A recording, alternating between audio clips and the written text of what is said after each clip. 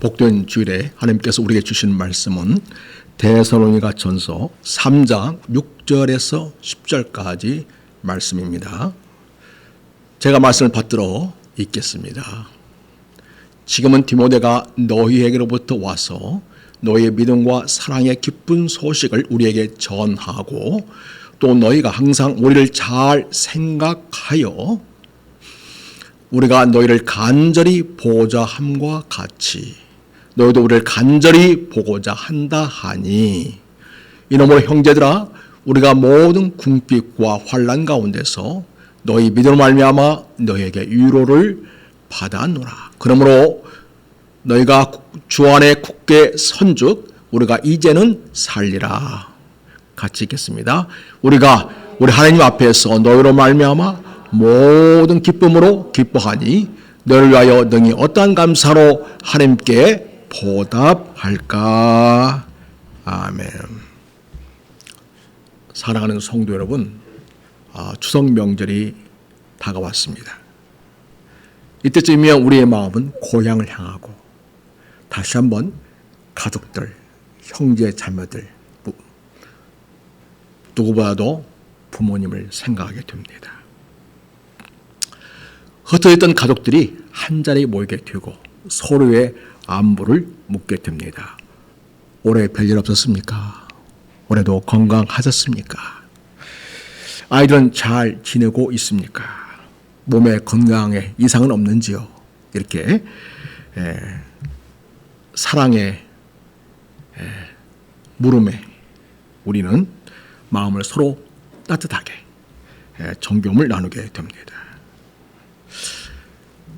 추석의 가장 큰 기쁨은 단순히 맛있고 풍성한 음식을 나누는 데 있지 않습니다. 오랜만에 만난 가족들이 함께 모여서 여전히 건강하게 무사히 잘 지내고 있다는 사실을 확인하는 데 있겠습니다. 만약 가족 중에 누군가가 소식이 끊겨 있다면, 연락이 잘 되지 않는다면, 아무리 큰 잔치를 차려도, 아무리 맛있는 음식을 많이 해도 그 기쁨은 반감이 될 것입니다. 사도 바울께서도 마찬가지입니다. 바울께서는 데살로니가 교회를 너무 일찍 떠나야만 했습니다.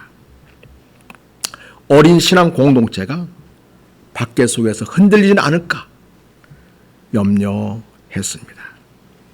그래서 디모데를 데살로니가 교회에 보냈습니다. 지난주 우리 말씀 나눈 것처럼 참다 못하여 디모데를 너에게 보낸다. 이렇게 이야기를 했습니다. 그런데 그 디모데가 데살로니가 교회를 다녀온 소식은 추석의 인사보다 더 큰 위로였습니다. 그들이 여전히 믿음과 사랑에 굳게 서 있고 또 바울을 간절히 그리워한다는 그런 소식을 전해왔습니다. 이 소식은 바울의 마음에 큰 기쁨과 생명을 불어넣었습니다. 오늘 이 본문의 말씀을 통해서 우리도 믿음과 사랑이 주는 소식, 위로로 또 성도의 굳건한 믿음들이 또 목자의 기쁨이 되고 또 하나님께 돌려야 할 감사가 된다는 것을 함께 묵상하려고 합니다. 말씀드린 것처럼 바울 사도는 데살로니가의 회당에서 말씀을 전했고 많은 헬라인과 귀분들이 믿음을 받아들였습니다. 그러나 유대인들의 시기와 박해가 곧 일어났습니다. 유대인들이 폭도들을 동원합니다. 폭도들은 야손의 집을 습격했고 바울은 불과 몇 주 만에 그 도시를 떠날 수밖에 없었습니다. 갑작스러운 이별이 된 것입니다. 그것은 교회의 큰 충격이었습니다. 이제 막 믿음을 시작한 어린 공동체가 저자를 잃고 홀로 남겨진 것입니다. 바울은 고린도에서 사역하면서 그들의 믿음이 흔들리지 않을까, 사탄이 시험하지 않을까 불안했습니다. 그래서 사도께서는 영적 아들인 디모데를 급히 데살로니가에 보내서 그들의 믿음을 굳게 세우게 했습니다. 몇 달 후에 디모데가 돌아왔습니다. 그런 놀라운 보고를 전했습니다. 성도들이 여전히 믿음과 사랑 안에 굳게 서 있고 바울을 향한 애정을 간직하고 있다고 보고한 것입니다. 이 소식은 바울에게 생명과 같은 위로가 되었습니다. 오늘 본문은 그 기쁨에 절정이 담긴 고백들입니다. 그것은 교회의 생명력이고 교회 다음의 역사입니다. 그러면 오늘날 우리 교회들에게도 그 기쁨을 풍성히 나누는 일에 있어서 꼭 있어야 할 기쁜 소식은 무엇이어야 할까요? 오늘날 교회 공동체가 풍성히 나누어야 할 기쁜 소식에 꼭 있어야 할 것은 첫째로 믿음과 사랑의 소식을 통해 나누는 위로가 있어야 하겠습니다. 바울 사도께서는 디모데를 통해 데살로니가 교회 소식을 듣습니다. 너희 믿음과 사랑의 기쁜 소식입니다. 여기서 믿음이라는 것은 단순한 개인적인 신념이 아닙니다. 하나님께 자신을 전적으로 맡기는 신뢰입니다. 데살로니가 성도들은 하나님께 자신을 전적으로 맡기고 하나님께로 온전히 돌아온 그런 믿음을 갖게 되었다는 것입니다. 어려움 중에서도 역사는 믿음이 계속 유지되고 있었습니다. 이게 얼마나 다행이고 감사할 일입니까? 또한 전해지는 소식 중에는 그들에게는 서로 사랑을 계속하고 있다는 것이었습니다. 여기서 사랑은 단순한 감정이 아닙니다. 희생적이고 행동적인 사랑인데 그것은 수고를 동반하는 사랑입니다. 데살로니가 성도들은 바울이 없는 중에서도 수가 넘치는 사랑을 서로에게 공급하면서 잘 지내고 있다는 것입니다. 핍박 속에서도 그들은 믿음을 지키고 있었고 고단한 삶 중에서도 사랑의 수고를 아끼지 않고 계속 이루고 있다는 이 소식은 그동안의 바울의 걱정을 덮어버렸습니다. 더욱이 그들이 바울을 간절히 그리워한다는 소식은 바울의 영혼을 녹일만 했습니다. 그 기쁜 소식은 단순한 소식이 아니라 바울에게는 복음과 같은 소식이었던 것입니다. 오늘날도 마찬가지입니다. 부모가 멀리 있는 자식들에게서 신앙생활 잘하고 있다고 하면 믿는 부모는 큰 위로와 힘이 됩니다.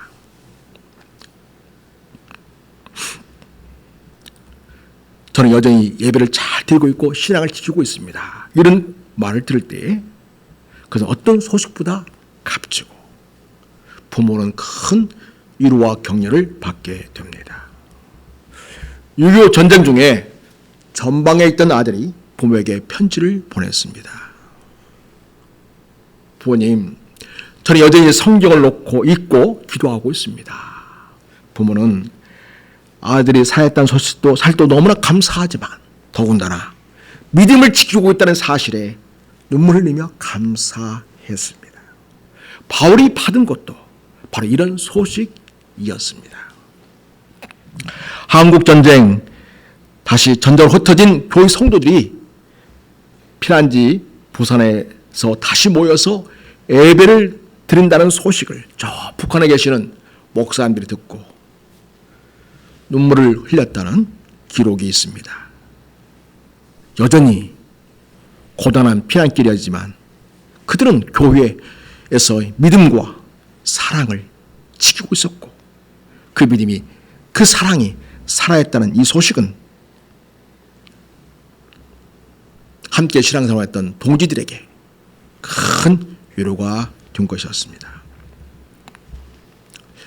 제 아들 이 얘기해서 미안합니다만 우리 막둥이 성윤이가 요즘에 열심히 일하고 싶어 해도 아르바이트 자리가 잘 나지 않는다.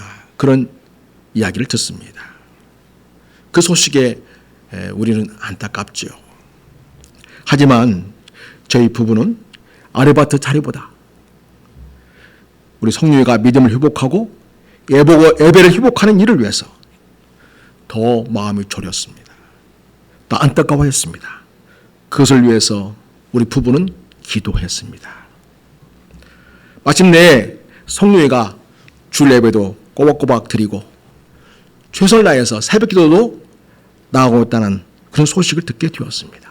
그리고 교회에서 주는 장학금도 받게 되었다는 소식이 우리 부부에게는 큰 위로가 되었고 활력이 되었습니다.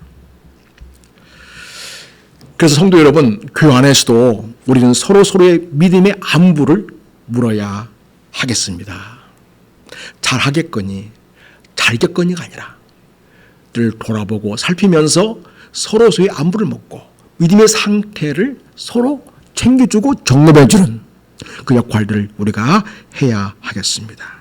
단순히 건강하십니까? 아프지 않습니까? 이 소식만이 아니라 여전히 주님을 사랑하고 있는지, 여전히 말씀에 서 있는지를 확인하는 것입니다. 성도가 서로에게 믿음을 세워주고 사랑을 나누며 살고 있다는 이 소식은 우리 모두에게 위로가 되고 힘이 나게 합니다. 우리 교회 공동체에 이런 믿음과 사랑의 소식들이 많이 들려오기를 바랍니다. 그래서 서로에게 위로와 격려가 되는 일들이 많아지기를 간절히 바랍니다. 둘째로, 오늘날 교회 공동체가 풍성히 나누어야 할 기쁜 소식에 꼭 있어야 할 것은 어려운 상황일지라도 믿음에 굳게 서 있다는 소식입니다. 그 당시 성도들의 삶은 마치 전쟁터와 같았습니다. 초대교회 신자들이 겪었던 고충은 이루 말하기 어려운 처지였습니다. 자, 그러면 여러분, 지금 고린도에서 편지를 쓰고 있는 바울은 어떤 형편에 처해 있을까요? 여러분 7절을 한번 보시기 바랍니다. 자, 데살로니가전서 3장 7절입니다. 우리 같이 읽겠습니다. 시작. 이러므로 형제들아, 우리가 모든 궁핍과 환난 가운데서 너희의 믿음을 말미암아 너희에게 위로를 받았노라. 어떤 상황이 있다고 말합니까? 모든 궁핍과 환난이다. 이 모든이라는 말은 엄청나다는 거죠. 넘치고 있다는 겁니다. 뭐가? 궁핍과 환난이 말입니다. 참으로 견디기 어려운 상황 속에 바울 사도가 놓여 있을 보게 됩니다. 데살로니가에 있는 성도들도 믿음을 지키느라 환난과 고통 속에서 힘든 상황에 놓여 있고요. 똑같이 바울 사도께서도 고린도에서 복음을 전하면서 환난과 궁핍에 놓여 있다. 그것도 많은 모든 궁핍과 환난 가운데 있다. 이렇게 이야기하고 있습니다. 네, 바울 사도는 모든 궁핍과 환난 가운데 있다. 이렇게 고백합니다. 사울 바둑께서는 궁핍과 환난을 겪고 있었습니다. 이런 단어들은 단순한 어려움이 아닙니다. 심한 압박이 느껴지는 그런 어려움입니다. 숨막힘 같은 극도의 고통을 겪게 되는 그러한 어려움입니다. 그런데 그런 상황에 있던 바울에게 큰 위로가 주어집니다. 그것은 바로 데살로니가 성도들이 그들 역시 환난과 어려움 속에 처해 있지만 믿음을 잘 지키고 있고 서로를 사랑하고 있다는 이 사실은 바울에게 큰 위로를 경험하게 했던 것입니다. 그것은 디모데가 데살로니가를 다녀와서 전하는 소식 중에 데살로니가 성도들이 밖에 속에서도 믿음의 자리를 잘 지켜내고 있다는 소식이었습니다. 여기서 그들이 굳게 서 있다. 이 말은 뭘 연상하면 되냐면 지금 전쟁이 벌어졌어요. 군인이 자기 자리를 잘 지켜야만 밀리지 않고 전쟁에서 이겨낼 수 있습니다. 바로 그런 것입니다. 군인이 마치 전쟁터에서 자기 자리를 잘 지켜내고 있는 보석고가 같이 성도들이 자기 신앙의 자리를 잘 지켜내고 있다고 소식을 들은 것입니다.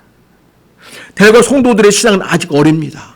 그렇지만 마치 군사가 전쟁터를 지켜내고 있었던 것 같은 그와 같은 믿음을 보이고 있었습니다. 그래서 7절 보면 너희 믿음 말미암아 위로를 받았다 이렇게 말하고 있습니다. 성도들의 믿음은 바울이 환난과 고난 속에서 가장 큰 격려와 위로가 되어줬습니다. 또 8절에 보면 뭐라고 표현하고 있냐면 8절 한번 보여주시겠습니까? 8절 말씀 같이 고백하겠습니다. 시작. 그러므로 너희가 주 안에 굳게 선적 우리가 이제는 살리라. 노심초사했던 바울께서 이 대로가 교회 성도들의 소식을 듣고서 이제 내가 살 것 같다. 내가 숨쉴 수 있을 것 같다. 이렇게 고백하고 있습니다. 이렇게 데살로니가 성도들의 그 믿음이 바울의 큰 위로가 되고 격려가 되었던 것입니다. 성도 여러분, 영적 지도자는 어떤 격려와 위로 없이도 자기 삶을 잘 지켜낸다고 생각하지 않기를 바랍니다. 여러분, 지도자들도 격려가 필요합니다. 위로가 필요합니다. 언제 가장 큰 위로와 격려를 받냐? 성도들이 말씀을 따라서 믿음을 잘 지켜내고 서로 사랑하면서 하나님 나라를 아름답게 세워갈 때에 목회자는 가장 큰 격려와 위로를 받습니다. 그래서 바울 사도께서는 이 데살로니가 성도들의 그 믿음 자체를 통해서 큰 위로를 받고 격려가 되었고 내가 살리라 이렇게까지 고백하고 있다는 것입니다. 여러분, 6.25 전쟁이 일어났습니다. 대한민국은 순식간에 위기에 빠졌습니다. 정규군은 너무나 부족했습니다. 북한군은 소련제 최신 무기로 무장한 상태였습니다. 이때에 수많은 중고등학생들, 대학생들이 자원 입대했습니다. 군에 편입되어서 전소로 나갔습니다. 이들 갖다가 우리는 학도의영군이다 혹은 학도병이다 이렇게 부릅니다. 나이는 보통 13살에서 18살 정도가 되었습니다. 대부분 아직 교복 입은 학생들이었습니다. 정식 군사훈련을 언제 받을 수 있겠습니까? 총은 언제 또 잡아봤겠습니까? 그것도 제대로 훈련받지 못하고 총도 제대로 잡아보지 못한 상태에서 곧바로 전자로 투입되는 경우가 많았습니다. 대표적인 전투는 바로 낙동강 전선의 다부동 전투라고 하는 것입니다. 1950년 8월입니다. 대한민국의 마지막 남은 방어선은 낙동강 전선이었습니다. 이때 대구 방면 다부동 전투에서 학도병들이 정규군의 부족한 병력을 메우면서 최전선에서 싸웠습니다. 고지 하나를 지키기 위해서 수십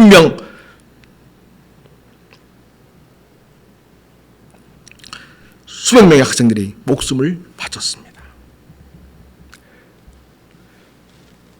총알보다도 수류탄과 돌멩이, 심지어는 맨손으로 적을 막아내야 했던 순간도 있었습니다. 그들의 마음에서 이런 결의가 있었습니다. 한 발자국도 물러서지 말자. 그러한 결의 속에 어린 학생들이 목숨을 걸고 싸운 덕분에 낙동강 전선을 지킬 수가 있었고, 그 사이에 맥어더 장군을 선두로 하는 인천 상륙작전을 할 수 있는 시간을 벌어주었던 것입니다. 그래서 여러분, 서울 수복이 이루어지지 않았습니까? 이와 같이 데살로니가 성도들은 아직 어린 신자들이었지만은 마치 학도병들이 전쟁터에 가투입되어서 전장에 서게 된 것처럼 데살로니가 성도들은 많은 어려움 속에서 믿음의 분투를 이뤘던 것입니다. 영적 전투를 치렀던 것입니다.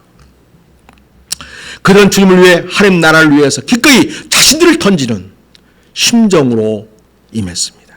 그래서 그들이 복음을 위해 헌신한 모습은 다른 모든 성도들에게도 용기를 북돋아주고 큰 위로가 되었습니다. 이런 데살로니가 성도들의 소식을 듣는 바울 사도는 이렇게 말합니다. 우리가 이제는 살리라.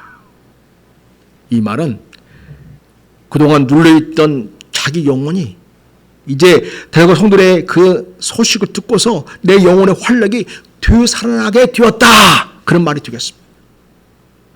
성도가 믿음을 위해서 복음을 위해 살고자 하는 그런 모습들은요, 목자의 생명을 살립니다.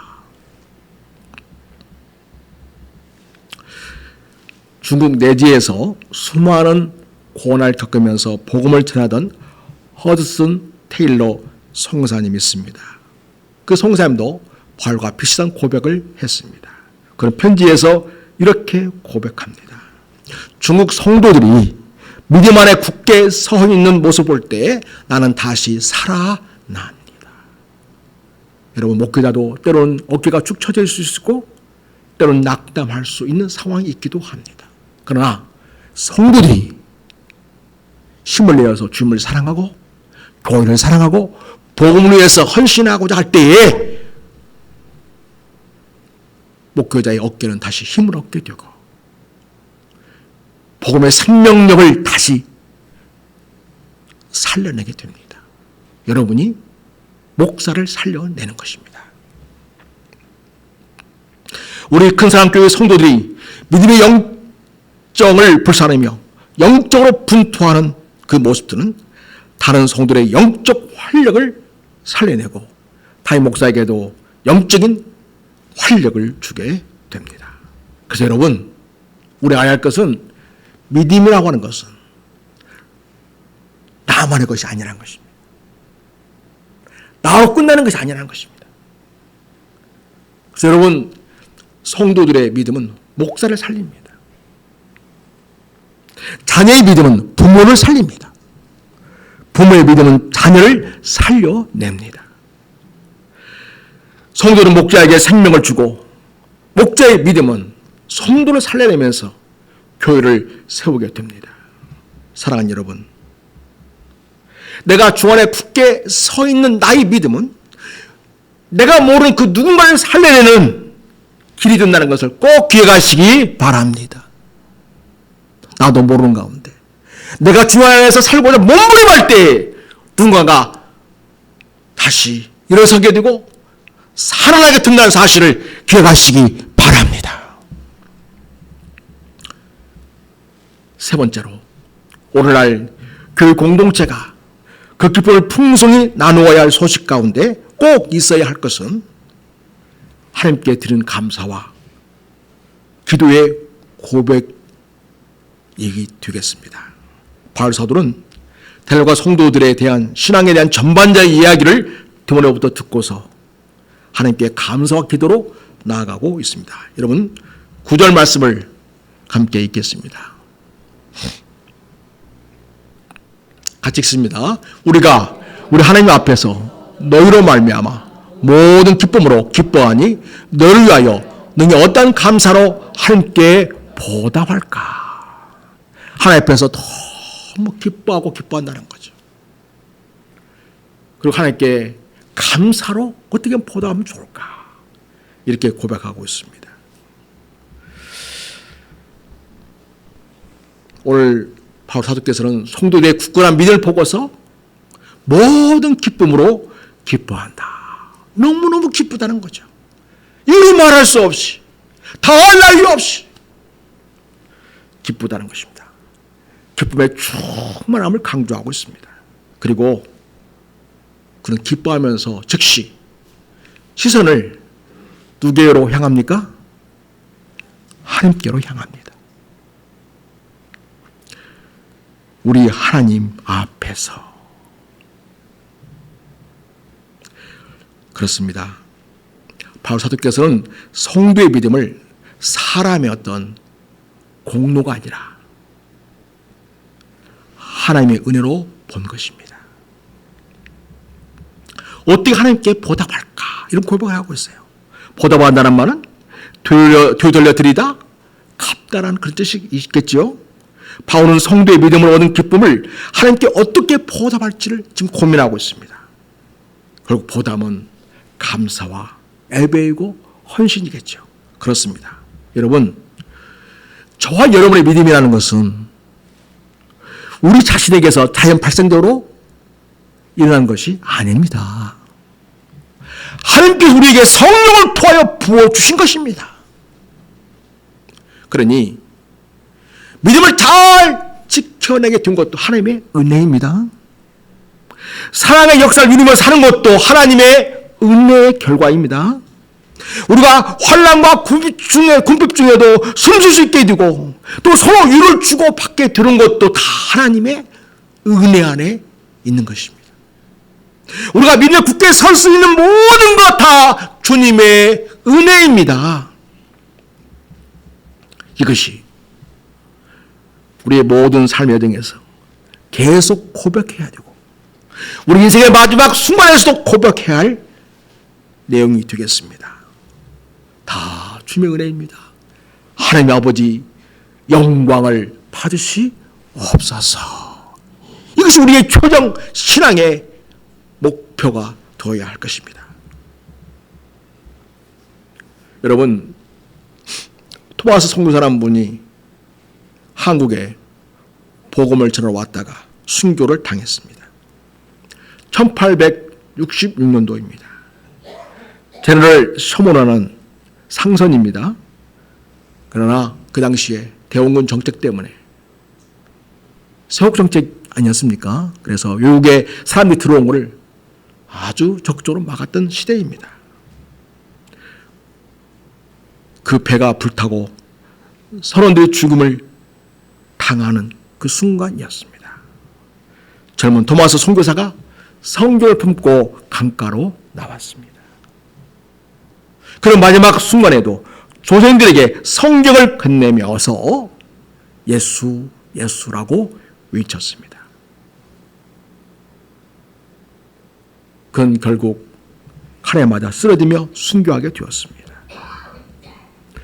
이 교회사에 전해지는 기록에 따르면요, 이 토마스 선교사를 직접 죽였던 사람은 박충권이라는 사람입니다. 그런 조선 관리였습니다. 그는 당시 조선의 명령을 받아서 칼을 휘둘렸지만 마음속에는 알 수 없는 불안이 자리 잡았습니다. 왜냐하면 죽어가면서도 이 젊은 외국인이 미소를 짓는 모습을 이해할 수가 없었습니다. 어떻게 죽어가면서 미소를 짓지? 그리고 차를 건너주면서 그가 불렀던 이름, 예수, 예수.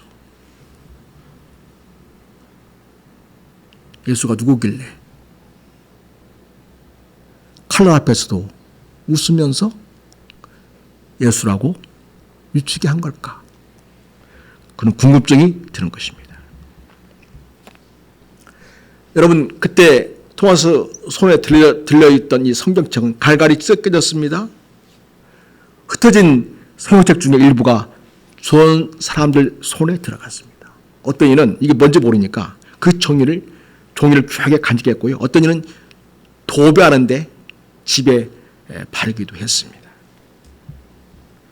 박충권이라는 이 사람은 훗날 그 성경과 다시 마주하게 되었습니다. 거기 적힌 말씀을 접하면서 점점 마음이 열리기 시작했습니다. 자기를 죽이는 사람을 보면서 그는 왜 웃을 수 있었을까? 그가 예수 하면서 죽어갔는데 그는 도대체 무엇을 믿었던 것일까? 예수라는 자는 도대체 누구인가? 그 문이 그 박충권이라는 사람의 마음을 붙잡았던 것입니다. 세월이 흐른 뒤에 조선 땅에 복음이 전파되자 박충권은 복음을 받아들였습니다. 그리고 예수님을 믿는 신자가 되었습니다. 그는 자신이 죽였던 젊은 선교사의 죽음이 헛되지 않았음을 깨달았습니다. 그 피 흘림이 바로 자기 같은 죄인을 위한 것이었고 자신은 그날 던져진 성경과 복음을 통해 구원받은 자가 된 것입니다. 여러분, 토마스라는 전문의가 선교사로 죽어갔지만 그 자리에서 말씀의 씨앗이 심겨졌습니다. 순교자를 죽였던 자가 나중에 그리스도의 제자가 되었습니다. 도마 선교사가 순교할 때 그의 피를 묻힌 칼을 휘둘렀던 박충권은 훗날 복음을 받아들였고 신앙을 고백하는 자가 되었습니다. 죽임 당한 자의 피가 죽인 자를 살려내는 하나님의 역사가 일어난 것입니다. 그러나 그가 던진 성경적으로 많은 이들이 복음을 받아들였습니다. 후손들이 고백합니다. 바로 그 당시 관리였던 박충권이 편한 계기는 토마스가 던져준 성경책이었습니다. 종이로 쓰거나 벽지로 쓰였던 그 말씀이 결국 영혼들을 변화시켰습니다. 이것은 한국 초기 복음 전파에서 성벽 복음 운동이 얼마나 중요한가를 뒷받침하는 사례가 되었습니다. 그리고 박충권이 살던 지역은 후에 평양 대부흥운동의 중심지로 나중에 성장하게 됩니다. 토마스의 순교와 박충권의 효심 이야기는 평양이 동양의 예루살렘으로 불릴 만큼 부흥의 땅이 되어가는 밑거름이 되었던 것입니다. 그래서 박충권의 후손들은 이렇게 고백합니다. 이 모든 기쁨은 하나님의 은혜입니다. 어떻게 이 하나님의 은혜에 포도할 수 있을까요? 그들은 평생 헌신과 감사로 보답했다고 합니다. 성도 여러분, 우리의 가정과 교회가 믿음으로 서 있다면 그것은 다 하나님의 은혜입니다. 그러므로 우리의 기쁨은 하나님께로 감사로 돌아가야 합니다. 추석에 조상과 부모에게 감사의 마음을 표현하는데 우리는 우리에게 믿음을 주시고 교회를 지켜주신 하나님께 더 큰 감사를 드려야 하겠습니다. 사랑하는 성도 여러분, 이 추석 명절에 가족들이 모여서 서로의 건강과 안부를 확인하는 기쁨을 누릴 수 있기를 바랍니다. 그 기쁨은 참 크지요. 그러나 여러분, 바울은 더 큰 기쁨을 누렸습니다. 그것은 바로 성도의 믿음을 확인하는 기쁨이었습니다. 믿음과 사랑의 소식은 바울의 큰 위로가 되었고 성도의 굳건한 믿음은 그의 삶을 살렸습니다. 목자의 생명을 살려낸 것입니다. 그 기쁨은 하나님께 감사로 드려졌습니다. 오늘 우리의 추석도 마찬가지입니다. 음식을 나누는 즐거움 참 좋습니다. 그러나 그 즐거움보다 믿음을 지키는 소식이 더 큰 기쁨이 될 수 있기를 바랍니다. 우리의 가정들이, 우리의 교회가 여전히 믿음 안에 서 있다는 사실이 가장 큰 감사가 되기를 바랍니다. 이것이 진정한 추석의 메시지이고 신앙 공동체의 기쁨이 되겠습니다. 성도 여러분, 오늘 우리는 이 말씀을 들으면서 같이 함께 합심하여 기도하기를 바랍니다. 첫째로 우리들의 가정과 교회가 믿음과 사랑 안에 굳건히 서게 하옵소서. 두 번째로 우리의 믿음이 서로에게 위로와 기쁨이 되게 하옵소서. 세 번째로 모든 기쁨을 하나님께로 감사로 돌리는 참된 예배자로 세워지게 하옵소서. 이렇게 하나님 앞에 간절한 마음으로 기도할 수 있기를 바랍니다. 우리 주여 한번 하고 하나님 앞에 기도하겠습니다. 주여!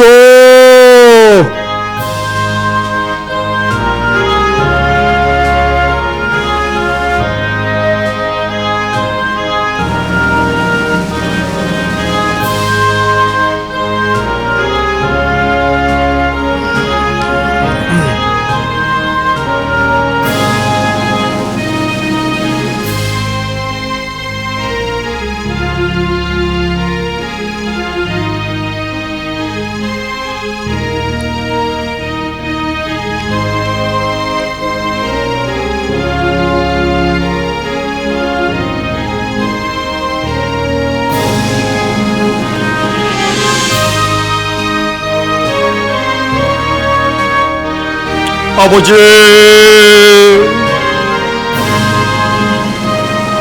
주님,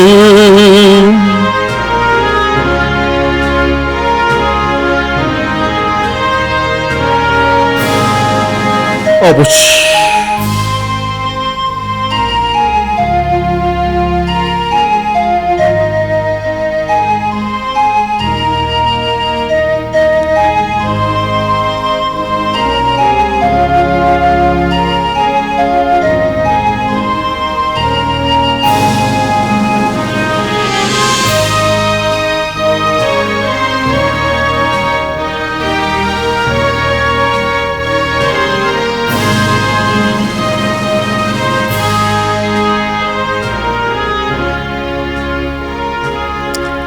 계속 기도할 때인데요. 우리 가족 중에서 전에 신앙생활 했지만 지금은 예배도 잘 드리지 않고 믿음이 약해져 있는 가족들 위해서 이름 부르면서 기도할 수 있기를 바랍니다. 또 여러분과 함께 친하게 잘 지내고 있지만 믿음이 약해져 있는 이웃을 위해서 기도할 수 있기를 바랍니다. 아울러서 나라와 민족을 기도하겠습니다. 대한민국은 현재 큰 어려움에 있는 것이 사실입니다. 미국과의 관계에 있어서 우리가 잘 대처해야만 이 어려움을 우리가 극복하고 나라가 든든히 서갈 수 있겠습니다. 그래서 대통령과 정부 요인들에게 지혜를 주시고 주의 권능을 붙드셔서 이런 모든 위기에 잘 대처하게 하시고 슬기롭게 헤쳐나갈 수 있도록 전략을 주시고 그를 이끌 수 있도록 기도할 수 있기를 바랍니다. 대한민국이 세상에 선한 영향을 끼치고 아름다운 좋은 모습을 보이는 선한 영향을 끼칠 수 있게 해달라고 기도할 수 있길 바랍니다. 이 시간 우리는 더욱 주님을 대한민국 교우들이 사랑하고 또 아름다운 우리를 위해서 믿음에 굳게 서서 하나님의 기쁨이 드는 한국교회가 되게 기도할 수 있길 바랍니다. 우리 다시 주여 한번 하고 기도하시겠습니다. 주여!